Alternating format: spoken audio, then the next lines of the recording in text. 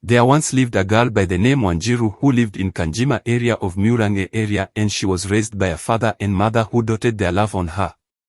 She had 2 other brothers and a sister, and her parents took her to church from an early age. Her mother was an active member of the Women's Guild of her local church, and after 2 years was elected the secretary of that guild. Wanjiru finished her Form 4 when she turned 18 and soon was being wooed by a handsome 24-year-old man named Mena who was from her village. Wanjiru was particularly close to her sister who was known as Muthoni, with whom she shared her secrets. Very soon Mena and Wanjiru would be seen walking together in the village all lovey-dovey.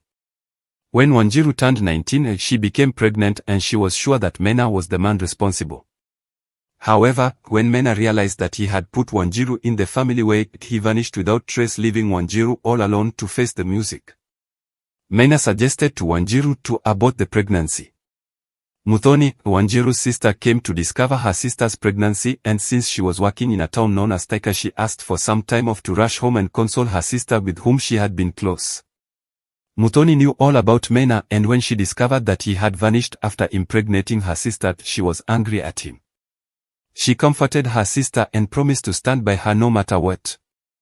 Very soon, she went back to Taika to continue with her job.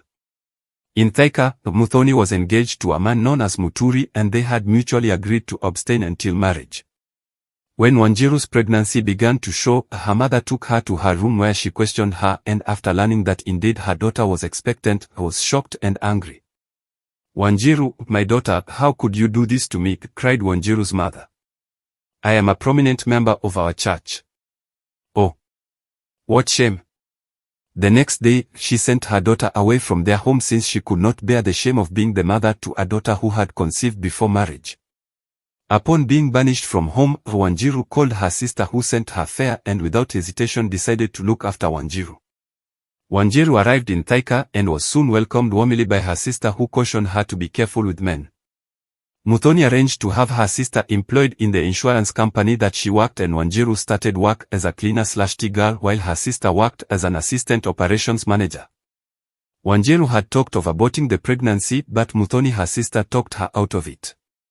In her 7th month of pregnancy, Wanjiru was given a 5-month maternity leave in which she would be on half pay. She stayed at her sister's 2-bedroom rental house in Taika. Every day, when her sister left for work, she would clean the house and perform other household chores. This she did until time finally came for her to deliver, when her sister together with a colleague rushed Wanjiru to a nearby maternity hospital. Wanjiru delivered a bouncing baby girl whom she named Wanja, after their mother. Wanjiru raised her daughter Wanja with a lot of tender love and care, and when she was due to go to nursery school, she was taken to a nearby kindergarten. Meanwhile, Wanjiru and Muthoni's other brothers had come over to visit their sister, and one of the brothers, a man known as Muru, vowed to hunt down Mena and compel him to raise the child that he brought to the world. On Wanja's 5th birthday, Wanjiru organized a modest birthday party and even bought her daughter a dress for the occasion. A few neighborhood children were invited, but strange enough, none of Muthoni and Wanjiru's parents bothered to contact her or find out the welfare of their daughter and granddaughter. It is from Wanja's 5th birthday that both Muthoni and Wanjiru's fortunes changed for the better.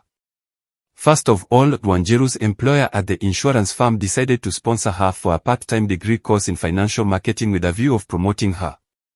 Muthoni too was sent abroad by the firm for a 2-year course and afterwards had her salary double. One time, while Muthoni was abroad, a cousin of theirs by the name Muthoni, but who was younger than her namesake, came over and upon seeing her niece, held her lovingly in her arms. She lived in Gatanga area on a farm with her husband, a man by the name Jikonyo, and had come to Taika to spend some time with her relatives. Muthoni Jr. expressed shock at the fact that Wanjiru's parents, her aunt and uncle, had not even bothered with their grandchild's welfare. She asked if she would go with her little niece to the countryside, and Wanjiru reluctantly agreed. They agreed that Wanja would stay for a fortnight, and after bidding her daughter farewell, Wanjiru was left all alone in her sister's 2-bedroom house. By this time, Wanjiru had some substantial amount of money. Watch out for part 2 of this story in the next video.